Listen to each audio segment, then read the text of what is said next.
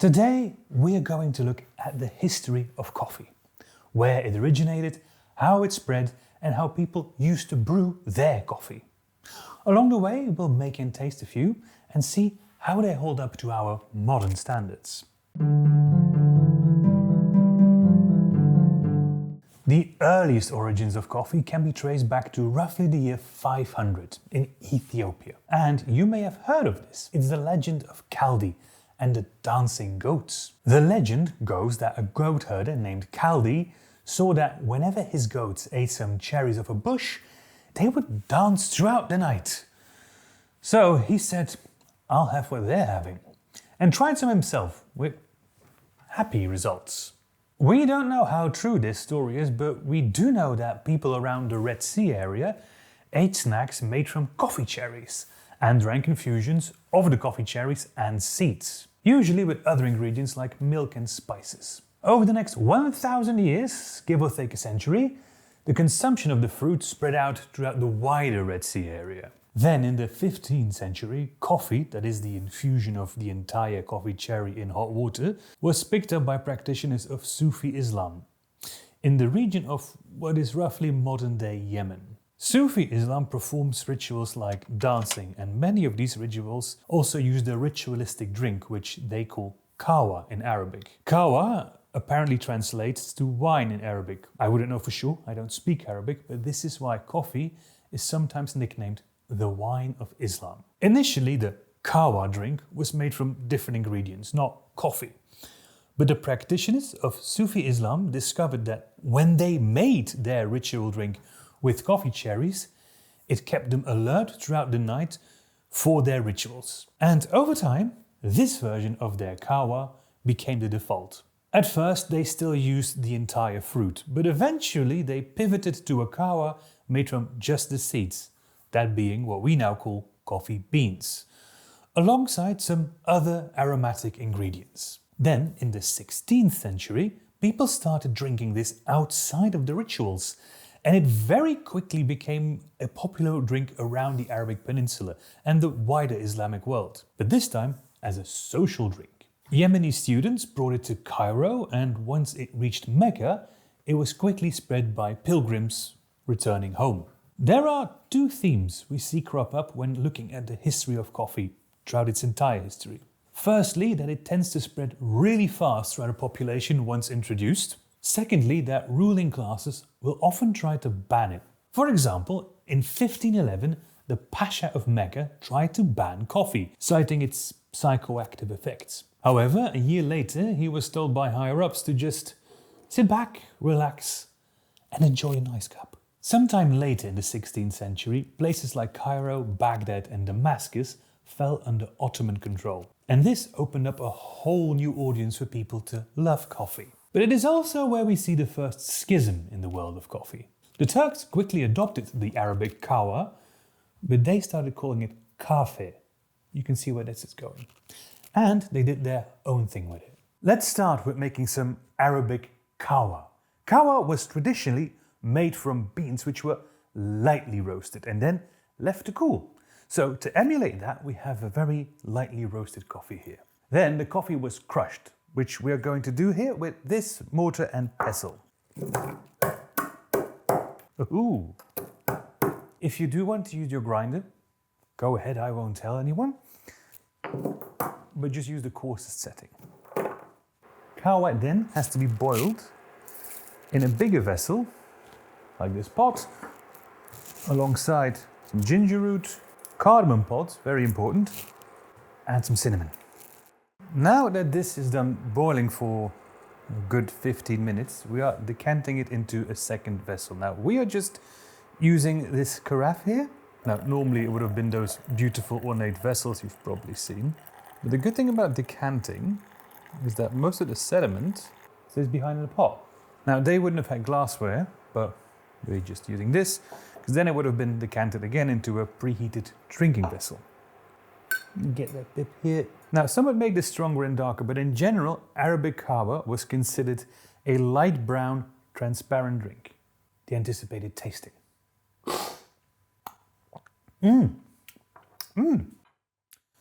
That's a lovely, albeit A bit too light for my taste. I'm probably not going to forgo my modern coffee for this, but it's a very nice, fragrant coffee and really not bad at all. This is still a very popular way of making coffee all over the Arabic world, although there are many more local varieties these days, but quite pleasant.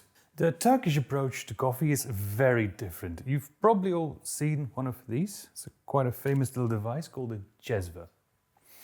In Constantinople and many other Ottoman-controlled lands, they preferred their coffee roasted significantly darker and ground much finer. So we have a dark roast here, which we are going to grind quite fine.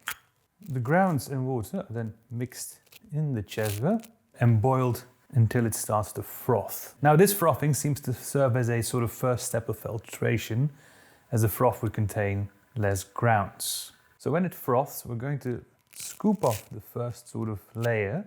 This is to make the famous cezve crust.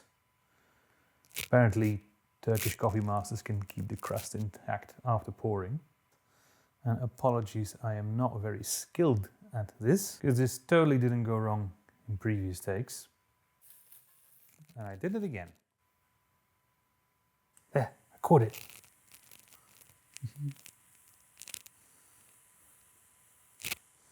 Now bring this back to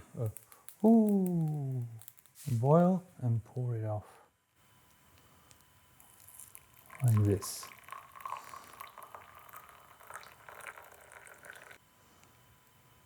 It's not a perfect crust, but there's crust. The result is a coffee so dark and so black that one poet in the 16th century described it as the black enemy of sleep and love. Well, here goes. That is really dark coffee. Oh, certainly has a kick to it. I am no adept at brewing Turkish coffee. But it will wake you up. The huge irony here is that this tastes a lot more modern than this. But it's this that made it over to Europe and became the precursor of the coffee you probably had this morning.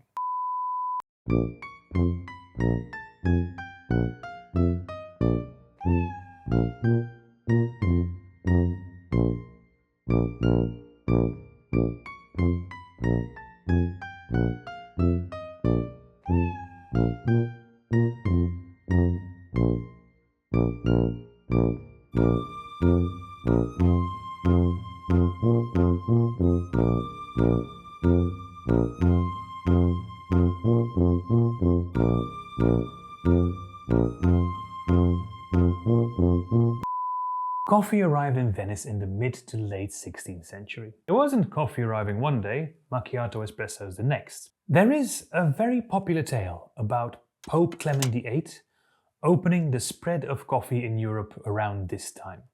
Supposedly, he blessed the drink so it could be drunk by Christians. The story goes that the dark Muslim drink was controversial and considered to be of the devil. Pope Clement VIII took a sip and then went, "It would be a sin to let only the infidels have this." This story is, to put it gently, rubbish. When a pope does something official, it is recorded in the most minute detail. In the Catholic world, there are entire holidays dedicated to papal decisions and letters. If a pope had given a commercial product his official approval, there would have been some sort of recording of it. The earliest trace we could find of this story is in the 1920s, not exactly a contemporary source. There is, though, a little kernel of truth to this story, in that coffee was initially greeted with a degree of wariness. Not only was it a Muslim drink, which didn't help its case, it was also psychoactive. In most Italian states, coffee was, for the first few decades after its introduction, limited to apothecaries and sold as a medicine. Austria, now home of the great Viennese coffee houses, was also not too keen at first. They, of course, had the added reason of the Ottomans actively trying to invade them at the time. Not the best PR. Here we get the story of Georg Franz Kolschitsky. a spy who, during the Second Siege of Vienna, reportedly went behind enemy lines. It is said that when the siege ended, he was gifted all the coffee that the Turkish soldiers had left behind. Kolschitsky then started hawking this coffee, must have been oxidized by then, but sure, on the street while dressed in Turkish garb. And he tried to get permission to open a permanent coffee house. When he finally did get permission, he opened Hof zur blauen Flasche, or the Blue Bottle, the legendary first of many great Viennese coffee houses. It's a lovely story and a bit more plausible than the Pope one, but there is evidence that there were already coffee houses in Vienna before this. Funnily enough, these coffee houses were also the result of the Ottoman-Habsburg Wars, just without Kolschitsky and the espionage. The first coffee house was licensed a few years earlier than the Blue Bottle, and it was run by an Armenian, Johannes Diodato. Armenians in general tended to run the coffee trade in Vienna in the early decades. According to Jonathan Morris, Diodata and the other Armenians came to Vienna as part of a diplomatic delegation. They might not have achieved peace. A few years later, Vienna found itself under Turkish siege again, but they did introduce coffee. Coffee was, however, still considered a Muslim drink in Austria, despite it being brought in by Armenian Christians. But the Viennese found a way to literally whitewash it by adding milk or cream. This turned the coffee from black to a dark brown, the color of a Capuchin monk's habit. So the drink was no longer considered an Islamic café, but a nice Catholic cappuccino, which, once it crossed the border into Italy, became a cappuccino. Despite all these very interesting stories, Vienna still wasn't the first European city to have coffee houses. So, where was it? Which country embodies Europe's earliest coffee culture? No, not that one. The first Western European coffee houses were right here in England. Yes, while the Habsburg-Ottoman War hindered the introduction of coffee in a lot of places, in England and the Dutch Republic, the tensions between the Habsburgs and the Ottomans was almost seen as a benefit. In addition, the strong navies of these countries eventually allowed them to simply circumvent the Ottoman trade networks and get their coffee directly from the port of Mocha. So the first Western European coffee house was opened in England. The sources differ, but the one we are certain of is that in 1652, Pasqua Rose opened a coffee house in the city of London. Rose, like Diodata, grew up in the Ottoman Empire. Some claim he was ethnically Greek, while others say he was Armenian. Regardless, he was recruited while living in modern-day Turkey by British merchant Daniel Edwards. Once in London, he opened a coffee house with Edwards' help. Rose didn't run the coffee house for very long though, but his silhouette was put on the sign. So the coffee house became known as the Turk's Head. As Providence would have it, a year after opening the Turk's Head, Cromwell came into power, and the puritanical dislike for alcohol helped cause a boom across England in coffee houses. Then, after the Restoration, Charles II's Privy Council tried to ban the coffee houses, and he wasn't the first. Suleiman the Magnificent had also tried to curtail coffee houses. You see, coffee houses were seen in both London and Constantinople as little incubators of revolution and liberal thinking that could eventually cause the ruling powers a lot of headaches. And, well, they were right. Coffee houses are often cited as massive contributors to the Enlightenment. From London all the way to Constantinople, coffee houses tended to be rather egalitarian meeting places, where prominent thinkers and scholars could meet and exchange ideas. In both cases, the attempt to ban failed. In Charles II's case, he was reminded that his restoration to the throne was partly the result of plots devised in coffee houses. Coffee houses were legally defined as places serving predominantly coffee, obviously, tea, chocolate and sherbet. Now, sherbet is not to be confused here with the present-day American sorbet sherbet. This sherbet was closer to a lemonade, a sugary fruit drink. So coffee, tea, chocolate and lemonade. Sounds like a place you could bring your mother to, no? Well, you wouldn't in the 1600s, because coffee houses had a rough reputation. They were manly places, serving coffee, a manly drink. If a woman was seen at a coffee house, it was often assumed she was a working lady. That did not detract from their role in society, though. Coffee houses were the elite's counterpart to taverns and were popular in places like London, Oxford and Cambridge. A lot of institutions like the British Museum and Lloyd's of London started in or even as coffee houses. So what type of coffee was being imbibed in these London coffee houses? Well, initially it would have just been Turkish coffee like this in similar style jezvas. However, they would over time start to localize the jezva to be these bigger pots with looks like wooden handles. You can still sort of see the shape of a Turkish jezva in there, but it's a bit more Western European looking. You can't really get those pots anymore, so we are going to use one of these camping coffee pots. So we've now filled it up about halfway with relatively hot water, just easier to bring it to a boil like that. As soon as the water boils, which it is now doing, we're going to pour in the coffee.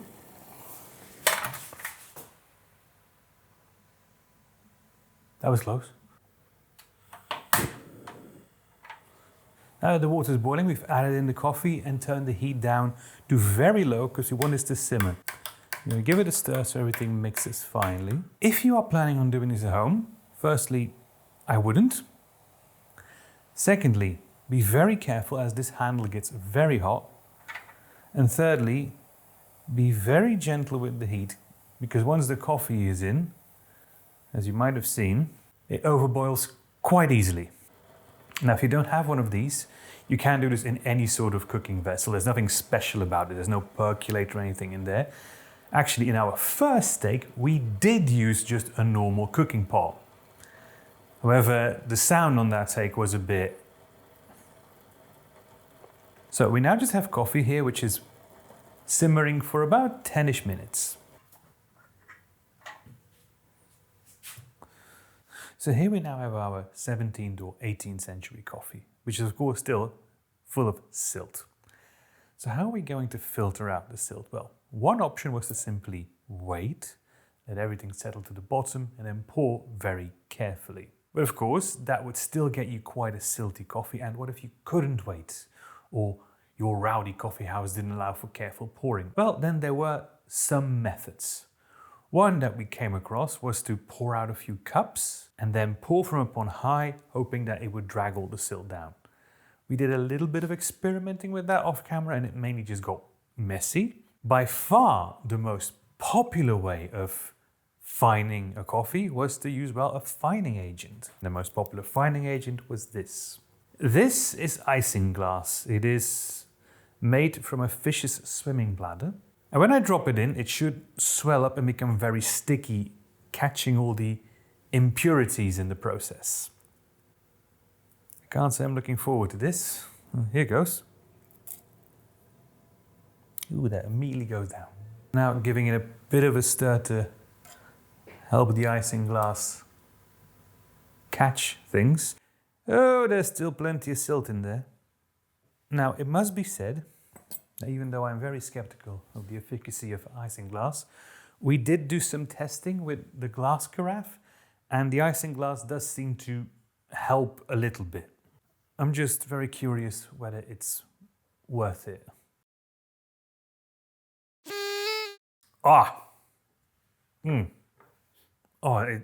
It tastes very burnt, and it is very silty. But I will say this, not a hint of fishiness. So on that front, good job isinglass. Nah.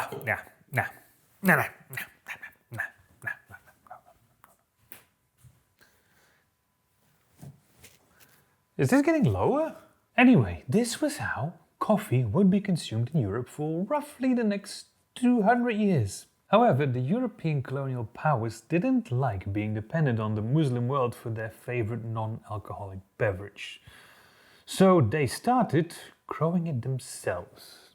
Some of the many colonies European powers had been gathering proved excellent for the production of coffee. Which does bring us to the darkest part of coffee's history and, sadly, present: the exploitation of workers in the growing of the bean. The French started growing coffee in islands around Central America. The Dutch famously cultivated coffee in present-day Indonesia, and even though most of it was grown on Sumatra, the name Java has since stuck to coffee. It's often thought that the absence of a coffee region is the reason Britain abandoned coffee and switched fully to tea.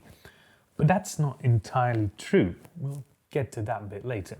In the late 18th and especially the 19th century, we see coffee really becoming a political tool. In the run-up to the American Revolution, drinking coffee instead of tea was seen as a patriotic act. Not so much because tea was peak British, but because Britain had a tea monopoly in North America, whereas coffee could be bought from French or Dutch traders, so to drink coffee was to deny the crown those taxes. Then later, in the Napoleonic Wars, Britain, in turn, blockaded France's coffee supply, forcing the poor French to drink chicory instead, which I honestly think constitutes a war crime. In the Victorian era, we see that coffee had fully shedded its male machismo reputation and was being enjoyed by both men and women, which also meant that coffee went from being a coffee house drink to being a home drink. Don't worry about the fate of the great coffee houses, by the way. They all just evolved. Most of them started serving alcohol, turning into pubs, restaurants and clubs, while others turned into companies. A great source of how coffee was made in the Victorian homes comes from friend of the channel, sort of, Eliza Acton, who devotes an entire chapter to coffee in her Modern Cookery for Private Families. She opens her chapter with a small plea for good coffee, and then goes on to deliver what almost looks like a manifesto for home-roasted coffee. What is notable is that she seemed to prefer a light roast. Good for her! On adding chicory, Eliza, I feel like we're on first name terms now, kindred spirits and all that.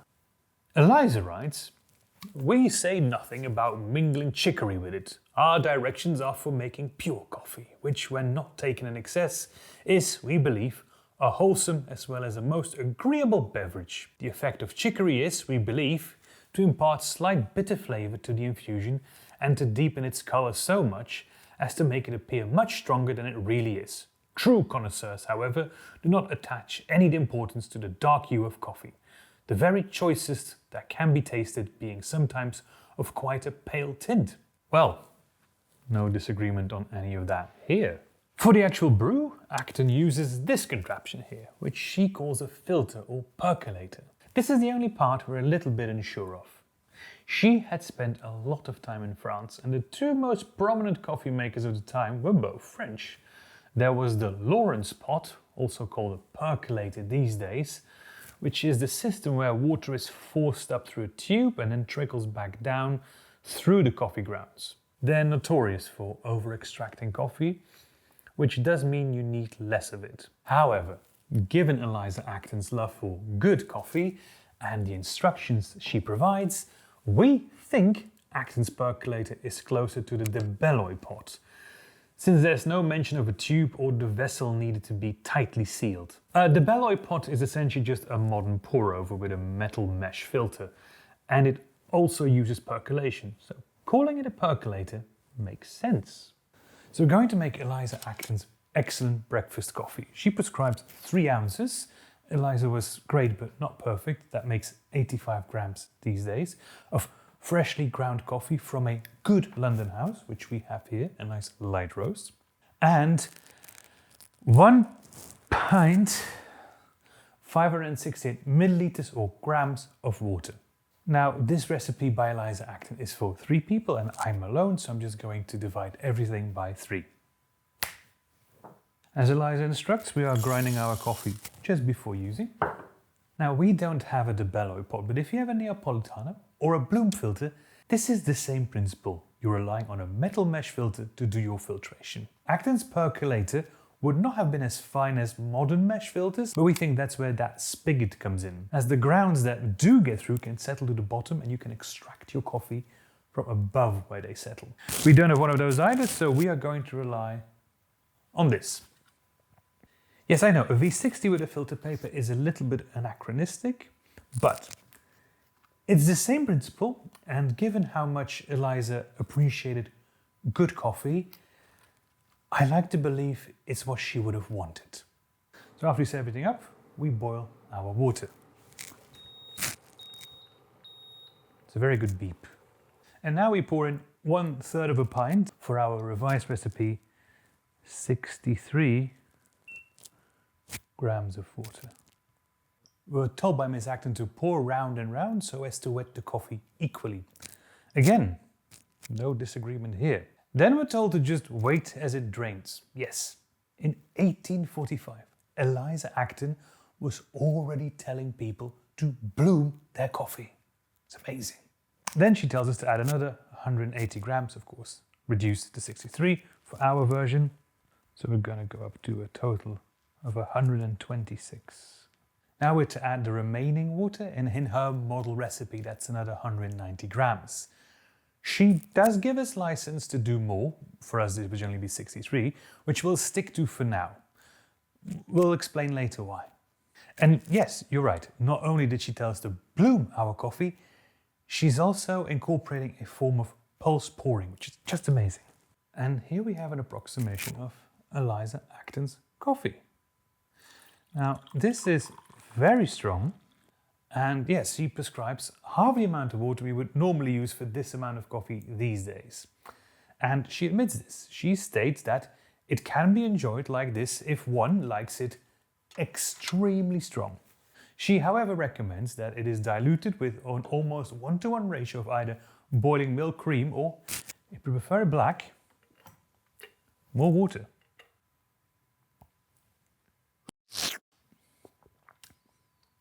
Not the best coffee I've ever had, but far from bad. Eliza Acton also provided an old-fashioned boiled coffee recipe for those who back then insisted on using finings.